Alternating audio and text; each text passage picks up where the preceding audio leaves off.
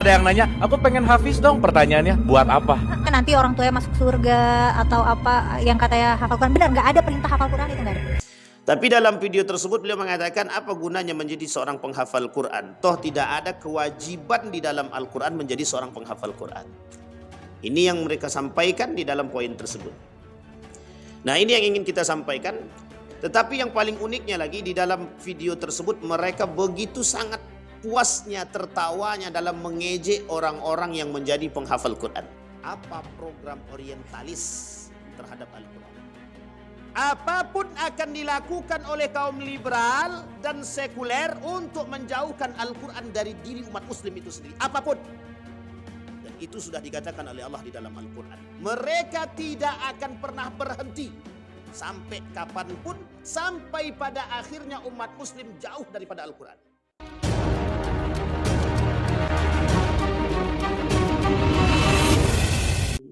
Assalamualaikum warahmatullahi wabarakatuh.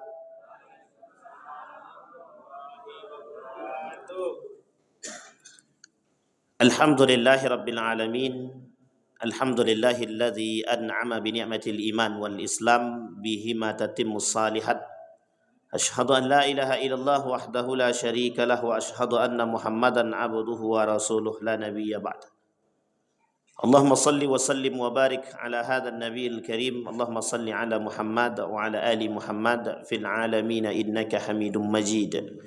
Ya ayuhan nasu ittaqu rabbakum alladhi khalaqakum min nafsin wahidah wa khalaqa minha zawjaha wa batta minhuma rijalan katsiran wa nisaa'a.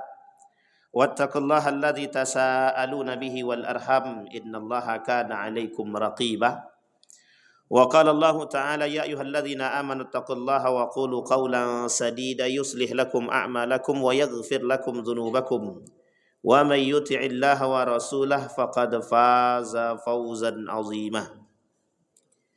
Puji syukur kehadirat Allah atas limpahan rahmat dengan mengucapkan alhamdulillahirabbil alamin. Bersalawat kepada Nabi dengan mengucapkan Allahumma salli ala Muhammad wa ala ali Muhammad fil alamin innaka Hamidum Majid. Mudah-mudahan di subuh hari ini Allah limpahkan rahmat dan karunia-Nya kepada kita semua. Allah jadikan kita orang-orang yang selalu bersyukur akan segala nikmat-Nya. Allah jadikan kita orang-orang yang istiqamah dalam ketaatan dan kebaikan kepadanya. Allah anugerahkan anak-anak yang saleh dan salihah. Allah istiqamahkan kita dalam kebaikan insyaallah. Allah anugerahkan kita pejuang-pejuang agama insyaallah. Amin ya rabbal alamin. Untuk orang tua kita yang telah mendahului kita, Allah tempatkan di tempat terbaik di sisinya, Allah terima amal ibadahnya. Untuk orang tua kita yang masih hidup, Allah sehatkan, Allah kuatkan, Allah luaskan rezekinya. Amin ya rabbal alamin. Baik Bapak Ibu sekalian yang berbahagia, di subuh hari ini kami mengajak kita semua untuk kembali kepada Al-Quran.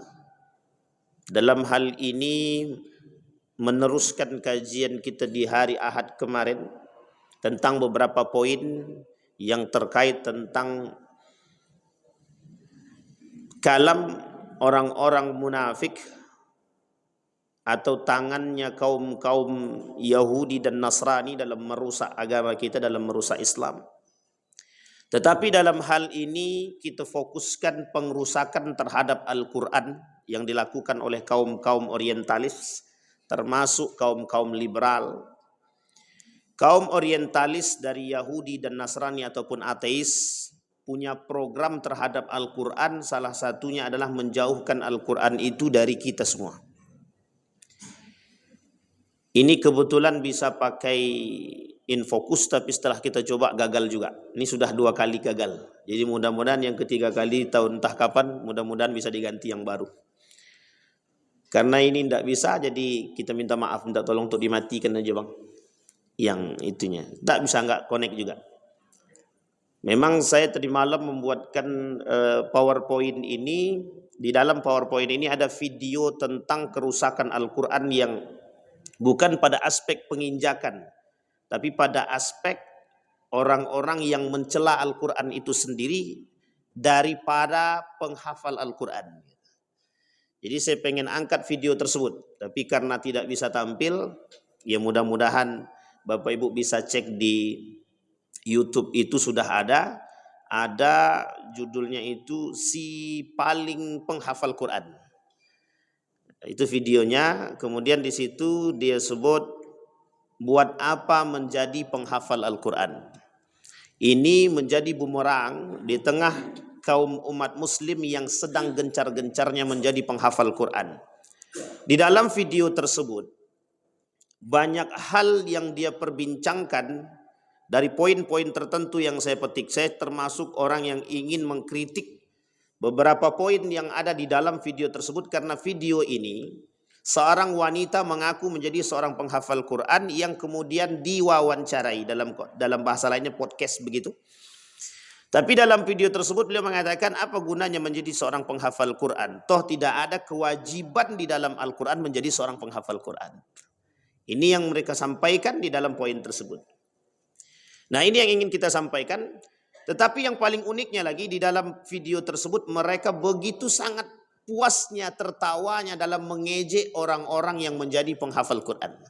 Sampai mereka katakan orang-orang yang menghafal Quran itu level penghafal itu level yang paling rendah dalam ilmu. Gitu. Ilmu level kognitif, kata dia. Dalam level kognitif itu dia level paling rendah, kata dia. Sangat rendah sekali. Sehingga mereka bilang bahwa orang-orang yang suka menghafal itu tidak sampai aspeknya pada sciences, tidak sampai pada aspek keilmuan. Sehingga mereka bilang begini, buat apa jadi penghafal Quran? Di tengah umat muslim hari ini yang sedang gencar-gencarnya menjadi seorang penghafal Al-Quran. Dan ini menjadi bumerang. Karena banyak sekali video ini dikomentari. Sehingga termasuk salah seorang ulama yang kita anggap, yang kita ulamakan, Gus Baha itu juga ikut mengkomen video tersebut. Karena pada aspek ini sampai mereka berani mengatakan bahwa semua beberapa hadis-hadis yang berkaitan tentang keutamaan orang-orang yang menghafal Quran memakaikan jubah kepada orang tuanya disebut dengan hadis palsu, katanya. Jadi dengan beraninya mereka mengatakan. Nah, Bapak Ibu sekalian yang berbahagia, sebenarnya sejalan dengan judulnya, salah satu judul yang ingin kita angkat subuh ini adalah menangkal sekulerisme dan liberalisme dengan Al-Quran sebagai way of life. Jadi judul kita subuh hari ini itu menangkal arus liberalisme dan sekulerisme. Liberalisme sudah kita bahas, sekulerisme juga sudah kita bahas. Tapi cara menangkal mereka dengan Al-Quran sebagai way of life, jalan kehidupan, tuntunan kehidupan. Baik Bapak Ibu sekalian yang berbahagia, kita bahas dulu berpegang teguh dengan Al-Quran dan resiko dia. Ulama mengatakan orang-orang yang menghafal Quran, yang mempelajari Al-Quran, yang menjadikan hidup dia, menjadikan Al-Quran sebagai tuntunan kehidupan atau berpegang teguh kepada Quran, setidaknya mereka akan menghadapi, atau kita semua akan menghadapi 3 resiko di dalam Al-Quran yang Allah sebutkan. Resiko yang pertama yang akan dihadapi oleh orang-orang yang berpegang teguh dengan Al-Quran, bersiaplah untuk diejek.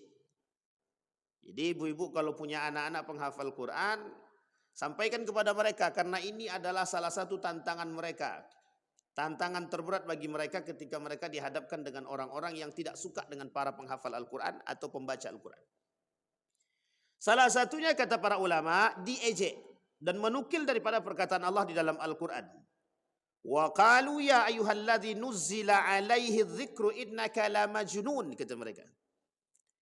Jadi kalau seandainya ada orang yang mendalami Al-Quran, kemudian mereka sampaikan, Allah katakan dalam Al-Quran, para kaum Yahudi dan Nasrani mengejek kita dengan sebagai orang yang gila.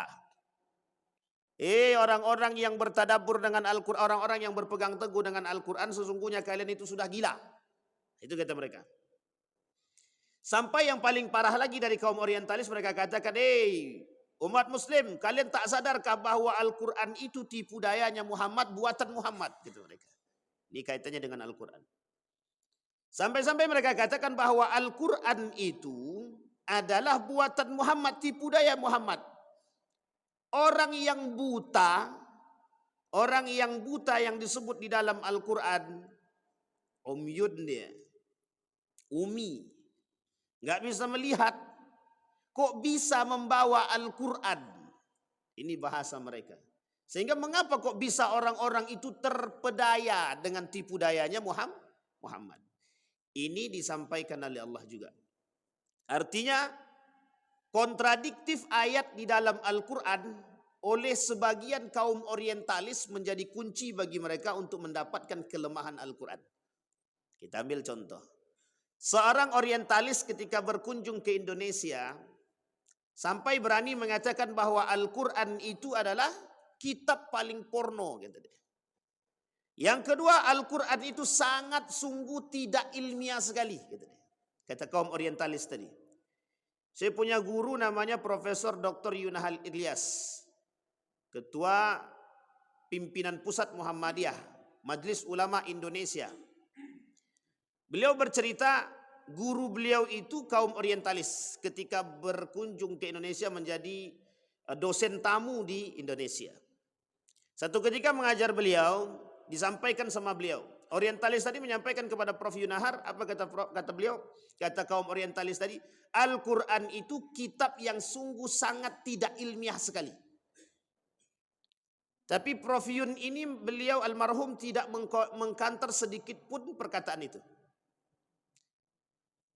Setelah itu orientalis tadi balik ke negara asal Belanda.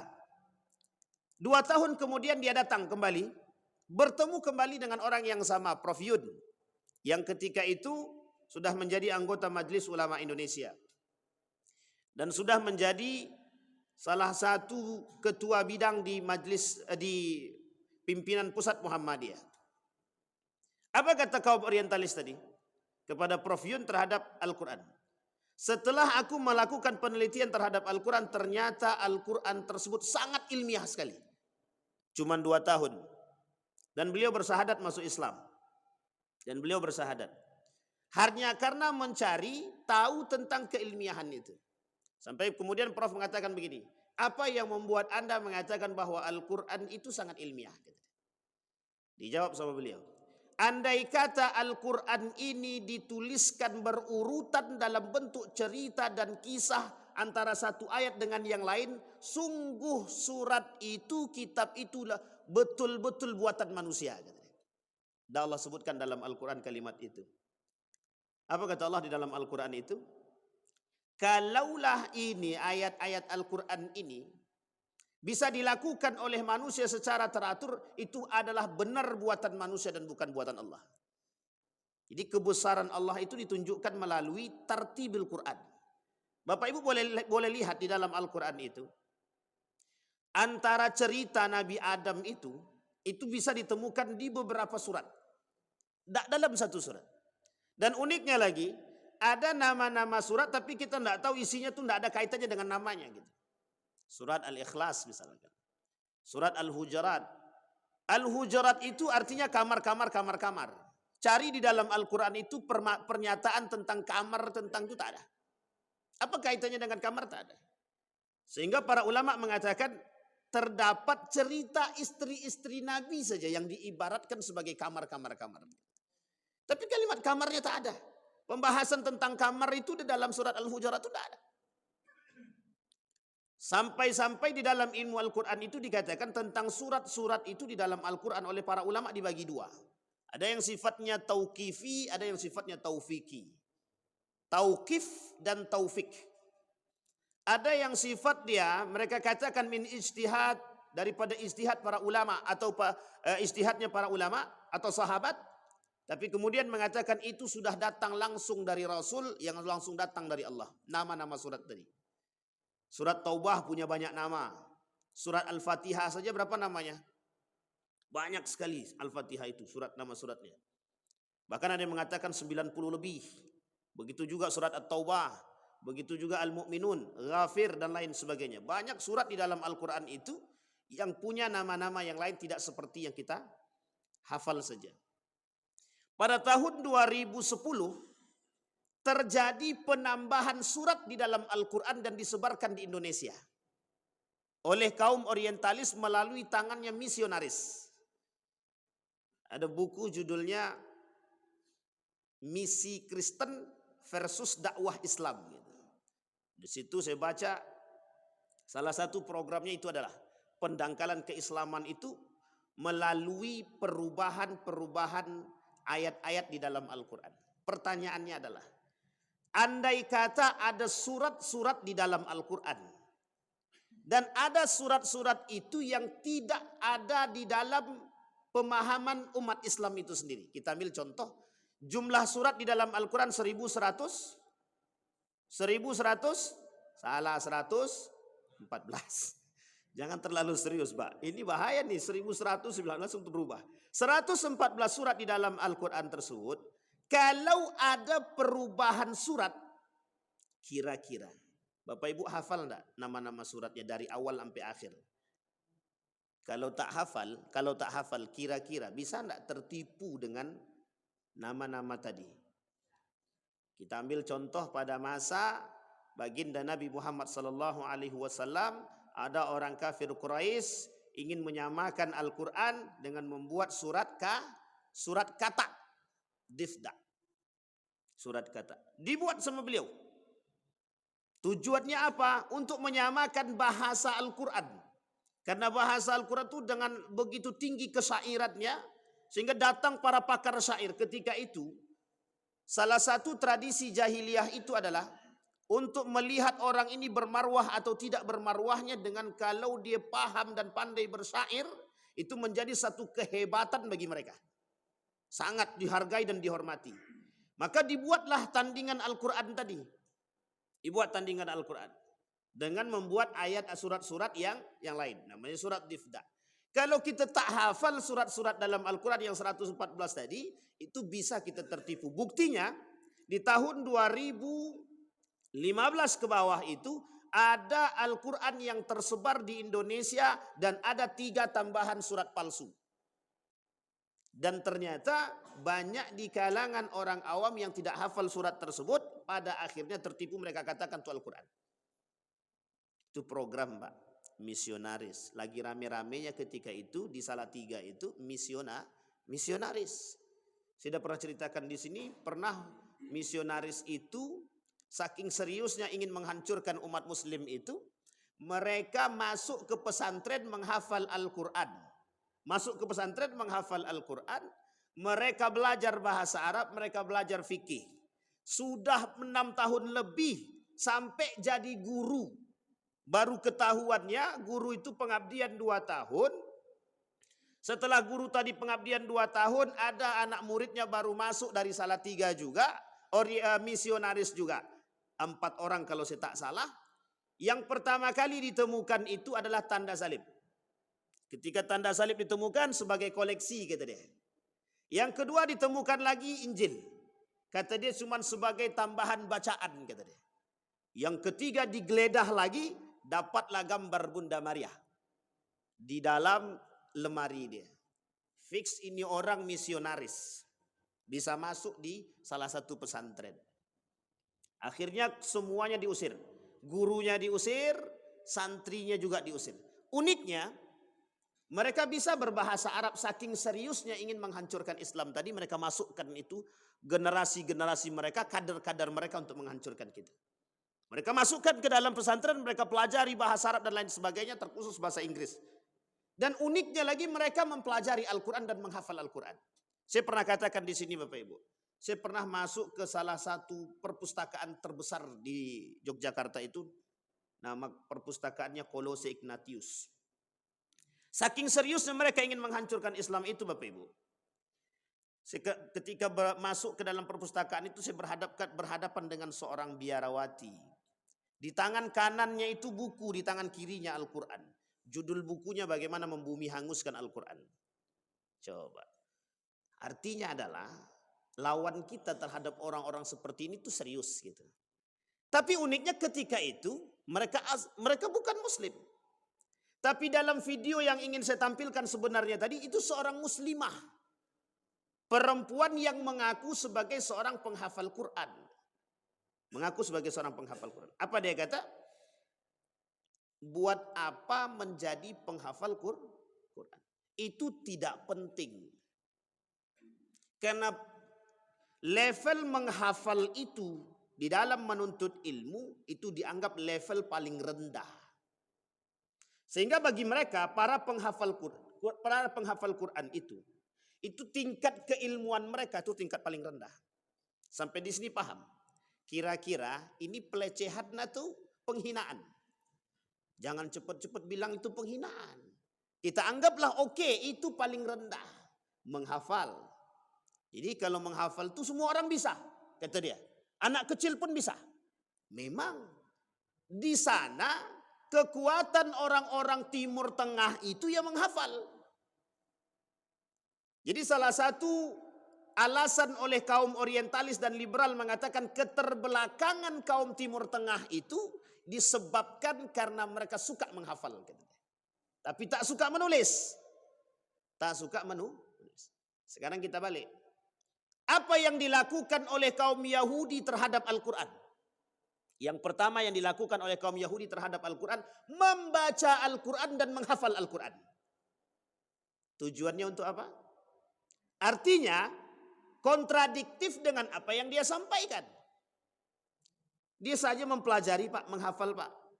Makanya apa alasan mereka tidak suka dengan anak-anak menghafal Quran? Karena bagi mereka, oleh ilmuwan Yahudi mengatakan, anak-anak penghafal Al-Quran itu diberikan tingkat atau daya ingat yang kuat dan keimanan yang kokoh. Itu yang paling penting untuk dipahami. Sehingga kata para ulama, bersiaplah. Allah sudah katakan dalam Al-Quran, bersiaplah untuk diejek ketika bertadabbur dengan Al-Quran, berpegang teguh dengan Al-Quran. Sampai-sampai dikatakan orang-orang yang berpegang teguh dengan Al-Quran itu benar-benar orang gila. Kata dia. Kemudian Allah katakan lagi, wa ajibu an ja'ahum munzirun minhum wa qala al-kafiruna hadza sihrun kadzdzab. Dan mereka heran karena mereka kedatangan seorang pemberi peringatan, Rasul, dari kalangan mereka, dan orang-orang kafir berkata, orang ini adalah pesihir yang banyak berdusta.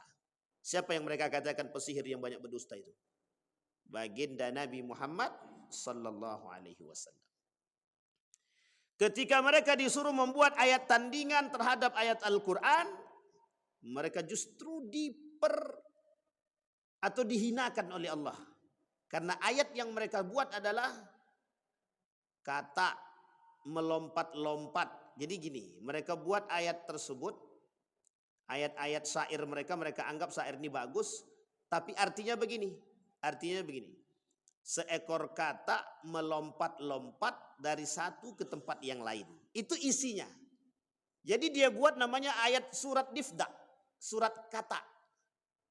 Jadi sebenarnya ketidakindahan itu justru tampak dari apa yang mereka lakukan tandingan terhadap Al-Quran. Sehingga kata para penyair, orang yang melakukan tandingan terhadap Al-Quran itu justru mereka tidak sesuai atau tidak seindah daripada ayat Al-Quran itu sendiri. Saya sudah sampaikan di sini Bapak Ibu. Abu Jahal dan Abu Lahab setiap malam mengintip baginda Nabi Muhammad SAW. Hanya saja tak masuk Islam aja. Setiap malam kerjaannya mengintip baginda Nabi mengaji. Itu Abu Jahal, Abu Lahab itu. Ada yang lebih parah dari Abu Jahal dan Abu Lahab sekarang? Saya kira belum ada yang lebih parah daripada Abu Jahal dan Abu Lahab sekarang. Itu saja bisa mengintip baginda Nabi. Teman saya tinggal di Eropa, melakukan uji coba atau eksperimen terhadap orang-orang Eropa. Ketika dibacakan ayat Al-Quran kepada mereka yang non-Muslim, apa jawaban mereka? Lebih tenang mendengarkan ini ketimbang musik, kata dia. Itu jawaban mereka hasil eksperimen dari kawan saya yang tinggal di sana. Pertanyaannya adalah, mengapa ada Muslim yang tak senang? Padahal dia Muslim, itu kitab suci dia. Jawabannya sama. Bersiaplah untuk diejek. Kemudian dalam poin-poin selanjutnya sebenarnya, di situ ada kasus seorang artis menyanyi, membuka nyanyiannya itu dengan irama nyanyian surat Al-Fatihah. Tahu Bapak Ibu siapa orangnya?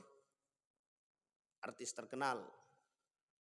Ahmad Dhani melantunkan surat Al-Fatihah. Kalau Bapak Ibu tengok videonya, itu surat Al-Fatihah dilantunkan dengan nyanyi dan musik. Nanti kita lihat bagaimana pandangan para ulama terhadap bagaimana mengiringi bacaan Al-Quran dengan musik. Yang kedua, membaca Al-Quran diiringi dengan musik ketika acara Quranic song. Main biola. Dimulai dengan langgam Jawa. Ini sudah menjadi perdebatan ketika di Istana Negara seorang dosen mengaji menggunakan langgam Jawa. Itu sudah menimbulkan perdebatan yang sangat ramai di dunia, di jagat maya. Ditambah lagi sekarang dalam program Quranic Song itu mereka mengaji dengan langgam Jawa diiringi dengan biola. Ngaji dulu, ibu tuh tadi ngaji, setelah ngaji langsung dimainkan biola. Set. Habis itu lanjut lagi, diiringi lagi dengan musik. Begitu seterusnya. Nanti kita lihat apakah itu masuk dalam kategori pelecehan, penghinaan atau apa. Kategorinya kita lihat. Tapi kata para ulama, jangan heran. Jangan heran. Karena satu-satunya yang harus mereka rusak dari umat muslim itu adalah Al-Quran. Maka gerakan terakhir yang dilakukan oleh mereka, mengapa mereka takut dengan orang-orang para penghafal Quran? Karena ketika Al-Quran ini mereka rubah, mereka tak mampu merubahnya. Inna nahnu nazzalna dzikra wa inna lahu lahafizun. Kami turunkan di antara para umat-umat kami yang beriman, kata Allah, para penghafal Al-Quran dan yang menjaga Al-Quran itu sendiri. Pertanyaannya adalah, apakah Allah akan menjaga keaslian Al-Quran itu? Pasti, Pak. Pertanyaan lagi, akankah Al-Quran ini menjadi tulisan kelak di akhir zaman? Itu baru jawaban yang tepat dalam hadis Nabi. Kata Nabi, di akhir zaman nanti, kata Nabi, orang Islam asing dengan Al-Quran. Orang Islam asing dengan keislaman. La yabqal Quran illa rasmuh. Tidak akan tersisa Al-Quran itu kecuali tinggal kitabnya saja. Kenapa orang tak mau berbondong-bondong mempelajari Al-Quran lagi? Karena dunia tadi. Salah satu contohnya adalah ketika kita melihat tadi. Perempuan yang menganggap diri dia penghafal Quran.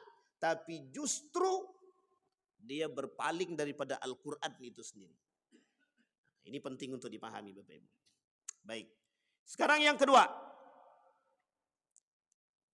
Yang kedua, resiko yang akan dihadapi orang yang berpegang teguh dengan Al-Quran.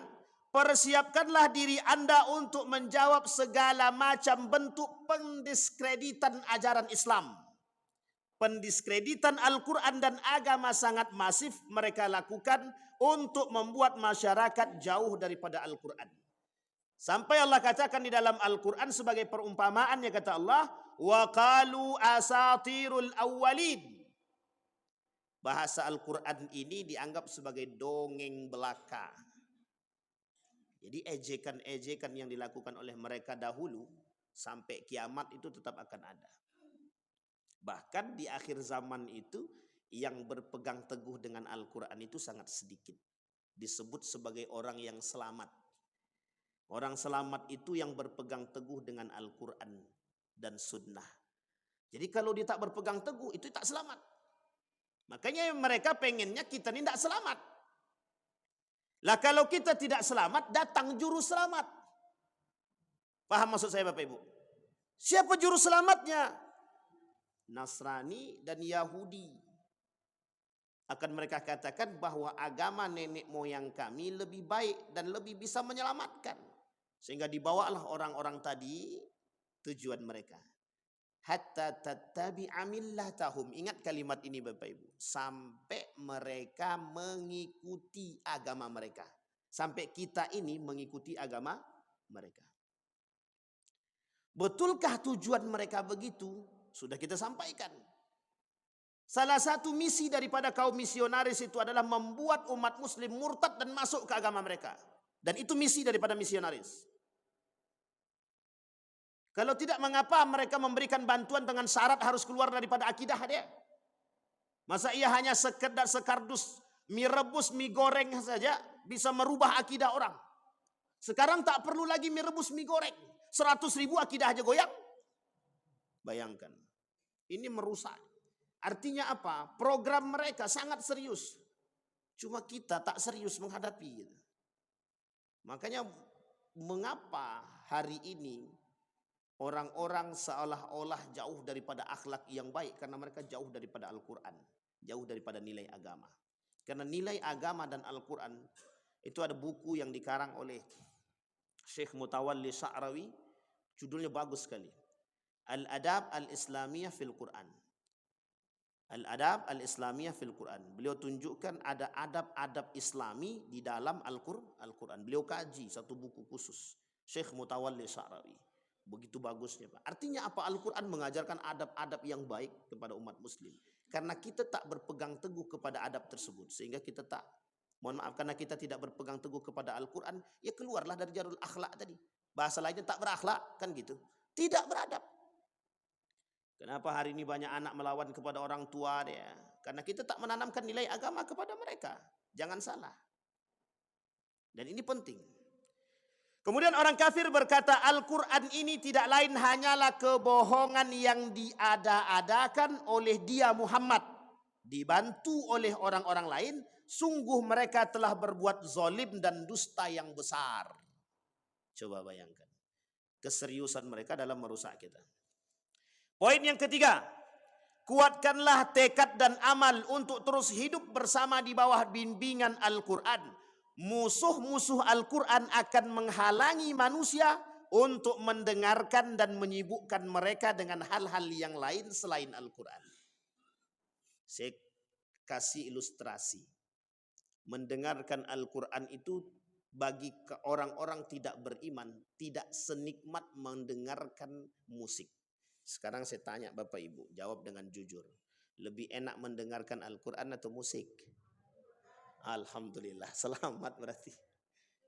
Tapi sekarang perhatikan, ibu-ibu di rumah lebih sering mendengarkan Al-Quran atau musik? Alhamdulillah. Ini jujur apa tak jujur kita tak tahulah. Ya. Tapi kita bisa lihat Bapak Ibu di rumah-rumah, mana yang sering diperdengarkan oleh mereka. Untuk anak tidur saja, lebih sering mendengarkan mereka putar Al-Quran atau musik? Alhamdulillah, saya memang yakin dengan jemaah Masjid Nurul Yakin. Coba bayangkan. Iya, insya Allah Bu aman. Jadi sekarang cara mereka membuat kalau Al-Quran itu dilantunkan dengan nada-nada yang selama ini kita dengar, kata mereka itu terlalu jadul. Tahu jadul Bapak Ibu? Kata mereka Al-Quran ketika dilantunkan dengan langgam-langgam yang dulu pernah kita dengar seperti qiraah, tartil dan lain sebagainya itu dianggap sebagai tradisional. Sudah sering kami dengar, kami pengen perubahan. Mereka gabung tuh Pak. Mereka ngaji dengan irama dangdut. Mereka ngajikan dengan irama pop. Dan ini dinyanyikan Al-Fatihah dengan irama DJ, apa DJ itu? Nah, DJ tak apalah pokoknya DJ itu. Itu lebih parah lagi, Pak. Lebih parah. Sehingga para ulama termasuk Majelis Ulama Indonesia mengecam perbuatan demikian, termasuk video orang yang menyanyikan atau mengaji dengan langgam Jawa yang diiringi dengan musik biola. Diiringi dengan musik biola, Quranic song dalam program tersebut. Nah, sekarang Bapak Ibu kita lihat apa program orientalis terhadap Al-Quran. Apapun akan dilakukan oleh kaum liberal dan sekuler untuk menjauhkan Al-Quran dari diri umat muslim itu sendiri. Apapun. Dan itu sudah dikatakan oleh Allah di dalam Al-Quran. Mereka tidak akan pernah berhenti.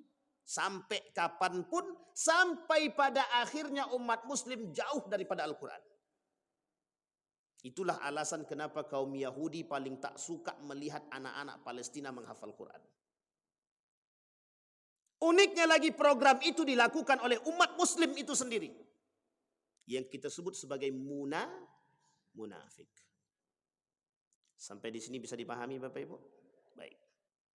Sekarang kondisinya Bapak Ibu sudah tahu dan melihat dan mendengar apa yang harus kita lakukan sebagai seorang muslim. Yang harus kita lakukan sebagai seorang muslim menangkal perbuatan tersebut. Kemudian Bapak Ibu kita lihat dari video tersebut saya memetik beberapa kritikan. Yang pertama apa kata mereka? Buat apa jadi penghafal Al-Quran? Apa istimewanya? Poin pertama yang mereka katakan adalah bahwa hadis yang mengatakan tentang orang-orang yang menghafal Al-Quran kelak di hari kiamat akan membakaikan jubah kebanggaan kepada orang tuanya, kehormatan. Apa kata mereka? Hadis ini palsu. Saya kutip Bapak Ibu. Betulkah hadis tersebut palsu? Saya lihat. Saya ambil yang paling jauh Bapak Ibu. Artinya, kalaulah kita berpegang teguh kepada ulama-ulama kita, itu mesti kita temukan hadis tersebut. Ada yang mengatakan sahih, ada yang menghasankan. Kita ambil ulama yang paling kental dengan hadis-hadis sahih saja. Apa kata mereka? Terkhusus ulama-ulama yang mengatakan, yang berpegang teguh kepada hadis sahih. Yaji'ul Qur'an yaumal qiyamah fayaqul ya Rab halihi fayalbas tajal karamah thumma yaqul ya Rab zidhu fayalbas hillatal karamah thumma yaqul ya Rab irda anhu fayaqulu lahu iqra wartaqi wa tazadu bi kulli ayatin hasanah. Apa kemudian? Hadis ini oleh ulama, para ulama yang kental dengan hadis sahih mengatakan bahwa hadis ini mereka katakan hasan. Itu ulama yang paling anti dengan hadis palsu. Yang paling anti dengan hadis palsu. Yang paling rendah mengatakan hadis tersebut bukan dhaif jiddan, bukan maudhu', tapi hasan. Hadisnya hasan. Derajat hasan itu di bawah sahih. Di atas daripada dhaif. Artinya apa? Derajat hadis ini sangat cukup kuat untuk mengatakan bagi orang-orang yang penghafal Al-Quran berhak memakaikan jubah karamah kepada kedua orang tuanya. Artinya apa? Dusta yang mereka lakukan melalui lisan mereka untuk menjatuhkan para penghafal Quran dengan mengatakan hadis karamah tadi adalah hadisnya palsu. Sampai di sini bisa dipahami Bapak Ibu ya. Berani mereka katakan dari lisan mereka bahwa hadis tersebut palsu, menunjukkan bahwa dia tak hafal dengan hadis tersebut dan tidak mengerti tentang hadis tersebut. Kembali kepada poin selanjutnya. Maka dari sini kita paham apakah dia betul-betul penghafal Quran dalam mengkritik Al-Quran atau mengkritik para penghafal Quran. Bisa kita katakan bahwa dia tidak mengerti tentang Al-Quran. Kalau dia mengerti Al-Quran mesti tak akan begitu. Baik. Yang kedua, adakah penelitian ilmiah tentang para penghafal Al-Quran? Saya ambil Bapak Ibu, seorang ilmuwan dari Mesir, dokter dari Mesir, dokter muslim dari Mesir, mengatakan begini, bayi atau janin yang masih berada di dalam rahim ibunya ketika didengarkan ayat Al-Quran itu bergerak dengan kencang. Bapak Ibu, kami sudah buktikan. Kita dengarkan ketika cek USG itu, kita dengarkan ayat Al-Quran, lantunan Al-Quran itu kita dengarkan. Itu janin tadi itu geraknya kencang. Ketika kita matikan balik pada awal normal. Ketika kita dengarkan lagi terus. Ustadz Adi Hidayat membuktikan secara langsung kepada anaknya. Dan kami Pak ragu, betul apa tidak? Kita coba Pak. Pada anak kami yang kedua kami coba. Benar Pak. Itu baru mendengar.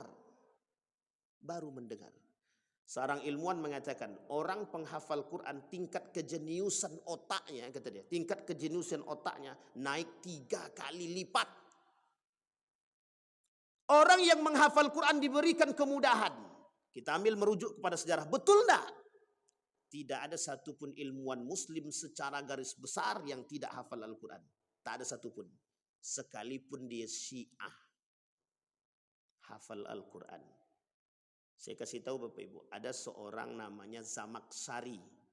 Zamakhsyari ini punya tafsir Al-Quran, coraknya corak bahasa yang dirujuk oleh para ulama-ulama dalam tulisan mereka kalau berkaitan tentang bahasa. Nama dia Zamakhsyari. Bapak Ibu harus tahu siapa dia, Syiah. Tapi tafsir dia, tafsir Al-Quran dia dalam segi bahasa itu menjadi rujukan para ulama-ulama terdahulu. Artinya apa? Dia hafal Quran dulu baru jadi ilmuwan. Ibnu Sina, Ibnu Rusdi, Al-Averroes itu, Ibnu Hayyan dan lain sebagainya. Sekarang betul tidak perkataan Allah, Allah muliakan orang dengan menghafal Quran? Kita lihat. Kita lihat. Seorang Naja, anak yang mohon maaf berkekurangan secara fisik, Allah muliakan hari ini hidup dia dengan menghafal Al-Quran. Terbantahkan poin kedua, apa istimewanya menjadi penghafal Quran? Terbantahkan poin ketiga, mereka mengatakan level menghafal itu adalah level paling bawah. Oke Bapak Ibu, yang kalau dihafal dia musik oke. Tapi kalau yang dihafalnya Al-Quran, Allah tidak main-main dengan para penghafal Quran. Bayangkan Bapak Ibu, yang sudah bersiap dan berniat menghafal Quran dan hafal dia Al-Quran, kemudian dia lupa dengan hafalan dia, orang tersebut kata para ulama, mayoritas jumhur ulama berdosa. Jadi orang yang sudah hafal Quran kemudian melupakan hafalan dia, berdosa kata para ulama. Tidak main-main Pak dengan orang penghafal Quran itu. Sampai dia bilang begini, saya pun heran kata dia, kenapa orang datang berbondong-bondong ke rumah kita, cuman minta dielus perutnya yang lagi hamil tadi gitu dia. Itu kan sebuah hal yang sangat lucu kata dia. Mereka tertawa di situ Pak. Mereka anggap ini sebagai anekdot. Jadi orang-orang penghafal Quran itu dianggap sebagai anekdot. Uniknya lagi mereka katakan apa? Para penghafal Quran itu sebenarnya mereka tak sadar, mereka dianggap sebagai bahan marketing. Kita lihat sekarang Bapak Ibu. Betul tidak perkataan dia? Kita perlu juga untuk meninjau dari sisi yang lain. Betul tidak para penghafal Quran itu dianggap marketing? Sekarang ada orang menghafal Quran 30 juz. 30 juz. Kemudian berbicara di depan kita, kemudian dia diminta untuk menjadi salah satu yang mempromosikan pondoknya misalkan. Kira-kira orang tertarik nggak tuh? Oh anak tuh pintar tuh, hafal Quran bagus. Kira-kira tertarik nggak orang? Tertarik. Jadi bahan marketing kata dia.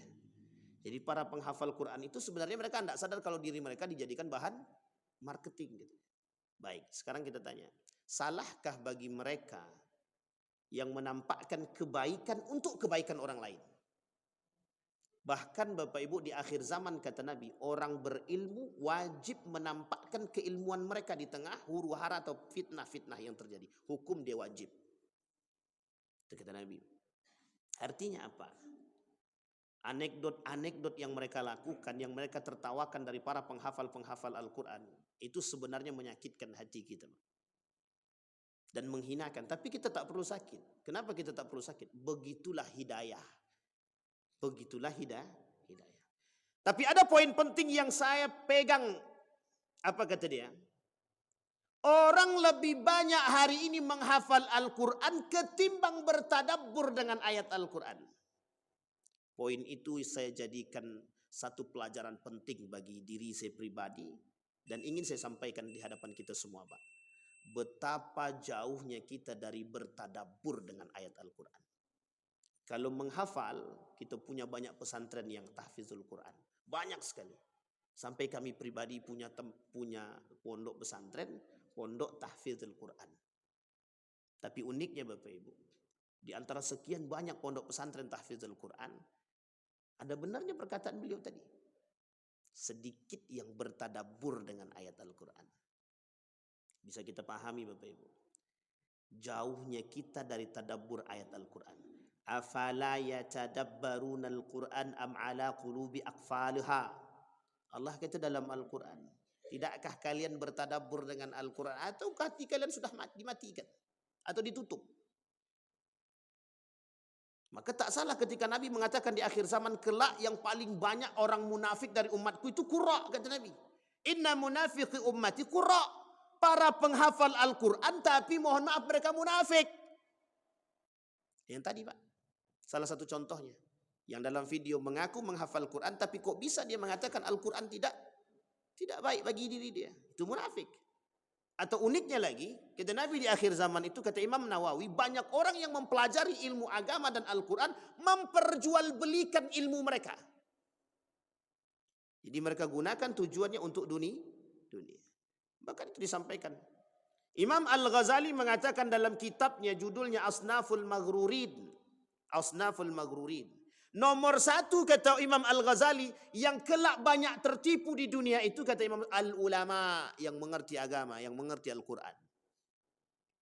Sampai-sampai dikatakan di dalam riwayat yang lain, dalam hadis yang lain Nabi bilang begini, "Fima ta'allamtal ilma wa qara'tal Qur'ana."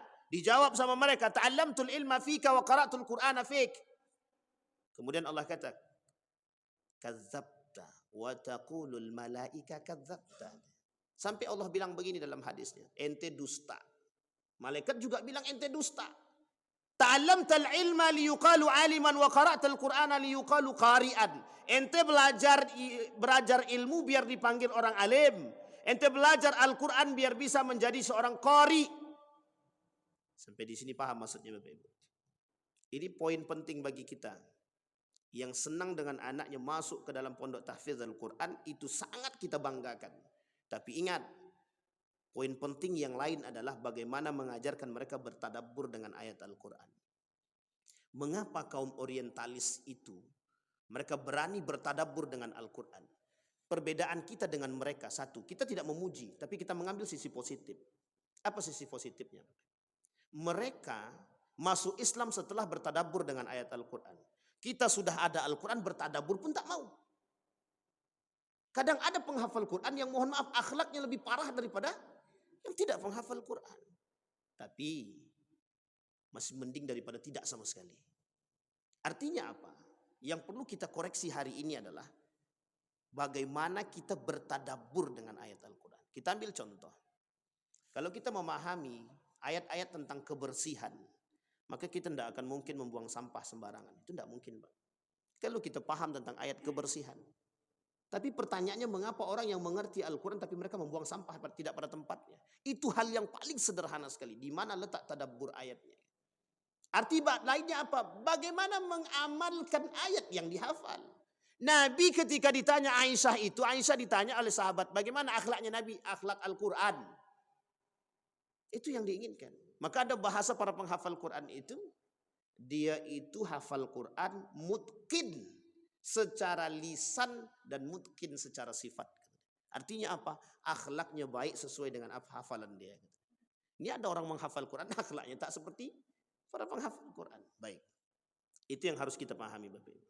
Nah, kembali kepada poin tadi Bapak Ibu. Video itu dan 3 video yang saya sampaikan tadi itu menunjukkan betapa program mereka dalam mendangkalkan dan menjauhkan kita daripada Al-Quran sebagai jalan kehidupan sangat Allah tunjukkan. Artinya apa? Tidak dari tangannya kaum kafir, tapi justru datang dari tangannya umat muslim itu. Baik. Nah sekarang Bapak Ibu sekalian yang berbahagia, bagaimana cara kita menangkal sekulerisme, liberalisme dari program-program mereka yang tadi? Yang pertama, kata para ulama,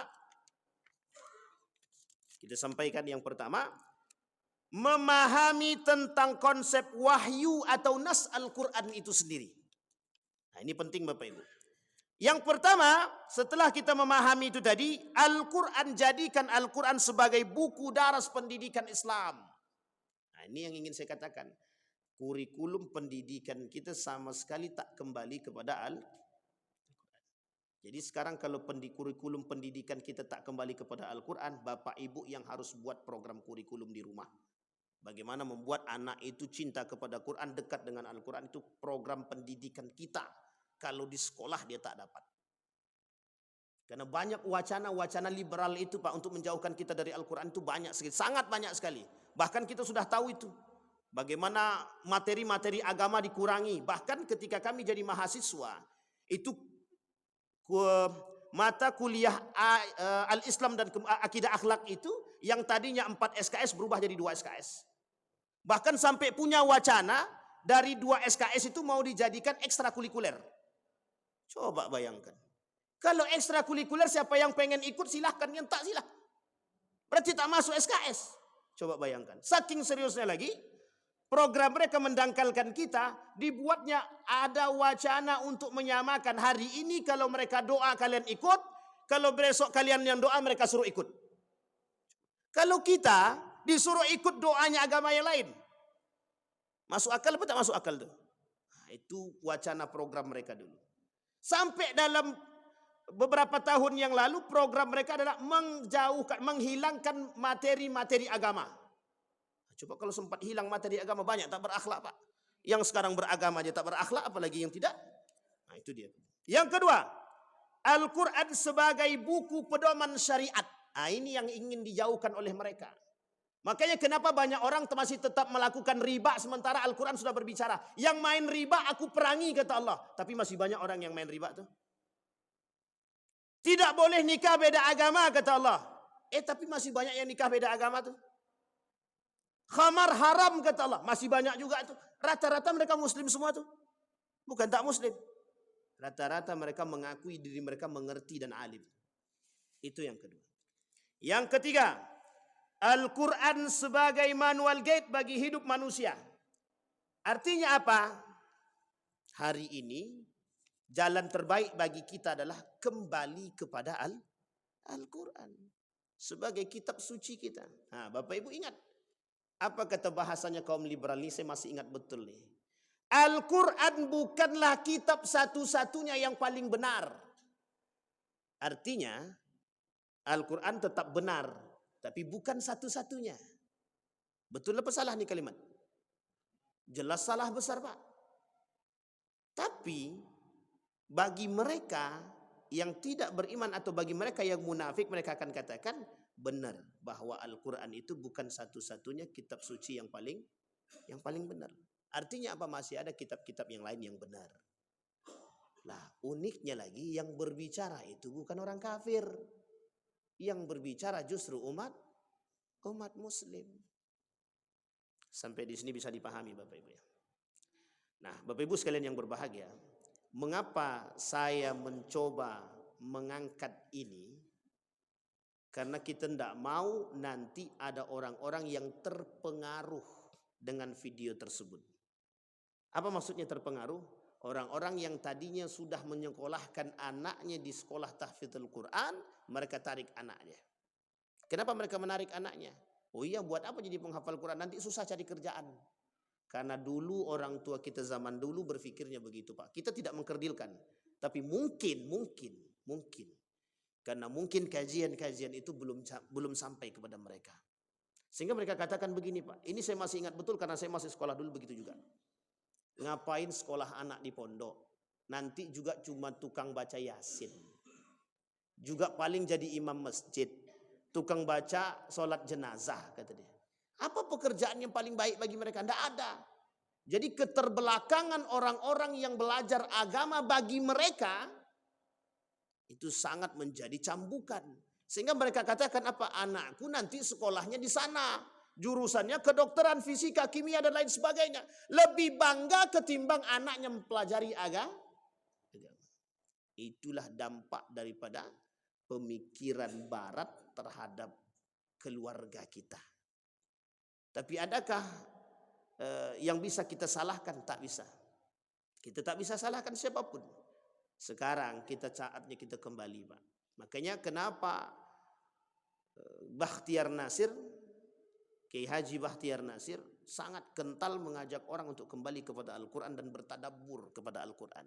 Tujuannya adalah akan lahir di antara kita generasi-generasi yang cinta dengan Al-Quran. Bukan hanya sekedar cinta saja, tapi mereka betul-betul bertadabbur dengan Al-Quran dan hidup mereka seperti Al-Quran. Itu yang kita inginkan. Karena kata Nabi, salah satu fitnah terbesar di akhir zaman kelak, kata Nabi, bukan hanya orang kafir Quraisy saja. Bukan hanya orang Yahudi dan Nasrani saja. Tapi orang Islam itu sendiri Pak. Ada orang yang hafal Quran lebih hafal daripada kita. Ada orang yang sholatnya lebih baik daripada kita. Ada orang yang ibadahnya lebih kencang daripada kita. Tapi apa yang terjadi? Mereka keluar seperti anak panah yang keluar daripada busur dia. Kenapa dikatakan demikian? Karena mereka tak menjalankan nilai-nilai yang terkandung di dalam Al-Quran.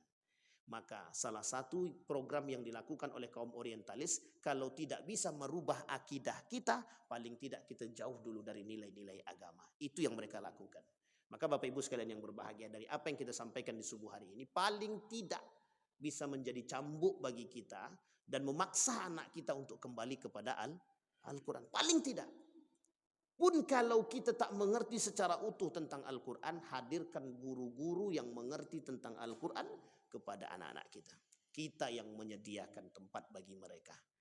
Karena kalau kita yang tak perhatian, jangan salah, pengaruh lingkungan jauh lebih besar daripada pengaruh kedua orang tua. Lebih banyak mereka di rumah atau di luar? Itu yang harus kita pikirkan bersama. Ada pertanyaan Bapak Ibu? Kalau tidak ada kita tutup. Ada pertanyaan Bapak Ibu? Aman? Oh sudah selesai ya? Aman ya? Sudah selesai ya Bapak Ibu. Baik, kita berdoa kepada Allah, mudah-mudahan apa yang kita pelajari di subuh hari ini, apa yang kita sampaikan Allah ridhai, Allah berkahi, Allah jadikan petunjuk yang baik bagi kita, Allah jadikan kita orang-orang yang sadar akan problematika saat ini dan kita bisa kembali istiqamah dalam memahami ayat-ayat Al-Quran sebagai petunjuk kehidupan. A'udzu billahi minasyaitonir rajim. Bismillahirrahmanirrahim. Alhamdulillahirabbil alamin. Hamdas syakirina hamdan na'imin hamdan yuwafi ni'amahu wa yukafi'u mazidah. Ya Rabbana lakal hamdu kama yanbaghi li jalali wajhikal karim wa azim sultanik. Allahumma salli ala Muhammad wa ala ali Muhammad fil alamin innaka Hamidum Majid. Ya Hayyun ya Qayyum ya Fattah ya Alim ya Aziz ya Ghaffar ya Rabbal alamin. Allahumma faqihna fid din wa 'allimna ta'wil. Allahumma ighfir lana dhunubana wa kaffir 'anna sayyi'atina wa tawaffana ma'al abrar. Allahumma ij'alil Qur'anal 'azima rabi'a qulubina wa nura sudurina wa jilaa'a ahzanina wa dhihaba humumina wa ghumumina. Allahumma ij'alil Qur'ana hujjatan lana wa la hujjatan alaina. Allahumma ij'al ahlana min ahlil Qur'an waj'al ahillatana min ahlil Qur'an alladhina nahnu khasatuka wa ahluk ya arhamar rahimin. Allahumma ij'al tajammu'ana tajammu'an marhumah waj'al tafarruqana min ba'dihi tafarruqan ma'sumah. Allahumma rzuqna imaman 'adila. Allahumma rzuqna imaman 'adila. Allahumma rzuqna imaman 'adila. Allahumma ansur ikhwanana al-mujahidin fi Palestin wa fi Gaza wa fi kulli makan. Allahumma dammir al-yahud. Allahumma ahlikil kafarata wal mubtadi'ata wal musyrikin a'da'aka a'da'ad-din. Rabbana atina fid dunya hasanah wa fil akhirati hasanatan wa qina adzaban nar. Walhamdulillahi rabbil alamin. Assalamualaikum warahmatullahi wabarakatuh.